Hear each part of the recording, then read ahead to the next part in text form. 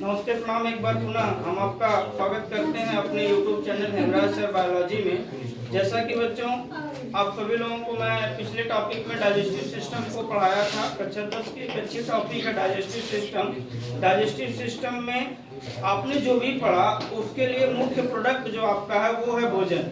आज की टॉपिक हमारी है भोजन।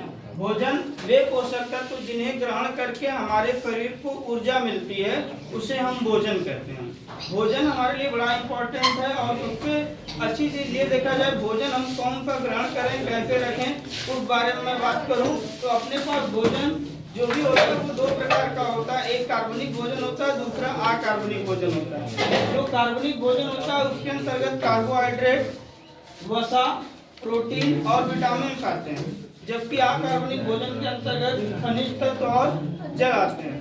अब आपको मैं बता दूं, जैसे आपको कोई भी काम करना हो, आपको एनर्जी की आवश्यकता बहुत ज्यादा है, ऊर्जा की आवश्यकता बहुत ज्यादा है। मजदूर वर्ग का आदमी जिसको ऊर्जा की आवश्यकता ज्यादा है वो ज्यादातर कार्बोहाइड्रेट को ग्रहण करता है। आप बिहारी भाइयों लोगों को देख लीजिए, वो लोग क्या करते हैं, दिन में चावल खा के खूब अच्छी मेहनत कर देते हैं और कहीं ना कहीं उनको उस चावल से उनका कार्बोहाइड्रेट मिलता है, ग्लूकोज मिलता है, उससे वो अच्छी एनर्जी प्रोड्यूस करते हैं। शरीर को बिल्डअप करने के लिए, शरीर को मजबूत बनाने के लिए, हड्डियों को मजबूत बनाने के लिए मुख्य रूप से प्रोटीन अपने शरीर का निर्माण भोजन है और ये मुख्य रूप से आपको दलहनी फसलों से मिलता है। तीसरा भोजन वसा, जो आपके आंतरिक अंग हैं उन्हें सुरक्षित रखने के लिए वसा बड़ा मुख्य भूमिका निभाती है और कहीं ना कहीं हमको ऊर्जा भी देती है। इस तरह से वसा जो है हमारा मुख्य भोजन है जो हमें तिलहनी फसल अर्थात तेल से प्राप्त होता है। दूसरी बात विटामिन के बारे में मैंने आपको एक शॉर्ट वीडियो में भी बनाया है और विटामिन एक ऐसा पोषक तत्व है जिसकी मात्रा हमारे शरीर में तो बहुत कम में आवश्यकता होती है, कम मात्रा में आवश्यकता होती है, लेकिन अगर उसी कम मात्रा की भी कमी हो जाए तो आप कहीं ना कहीं बहुत से रोगों से ग्रसित हो जाते हैं। विटामिन सी हमारे शरीर में, vitamin D, vitamin E, vitamin के, जो भी विटामिन है हमारे शरीर में मुख्य रूप से वो अनुरक्षण का कार्य करती हैं, हमारे शरीर को बीमारियों से बचाने का काम करती हैं। इधर की मैं बात करूं खनिज तत्व, बड़ा सोचने की चीज़ है, लोग खनिज तत्व खाते कहाँ हैं?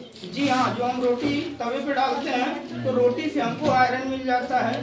NaCl हम रेगुलर खाते हैं, नमक जानते भी हैं, और भी ऐसे बहुत से भोजन है जो आपको खनिज तत्व के रूप में आपको देते हैं।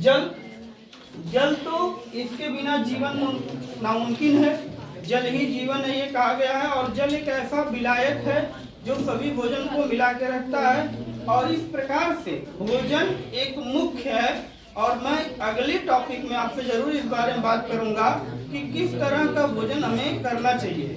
बच्चों के लिए कैसा भोजन होना चाहिए, युवा के लिए कैसा भोजन होना चाहिए, बुजुर्ग के लिए कैसा भोजन होना चाहिए, लंबी उम्र के लिए कैसा भोजन होना चाहिए, इन सभी टॉपिक में आपसे पुनः नेक्स्ट वीडियो में बात करूंगा। So thank you, most welcome.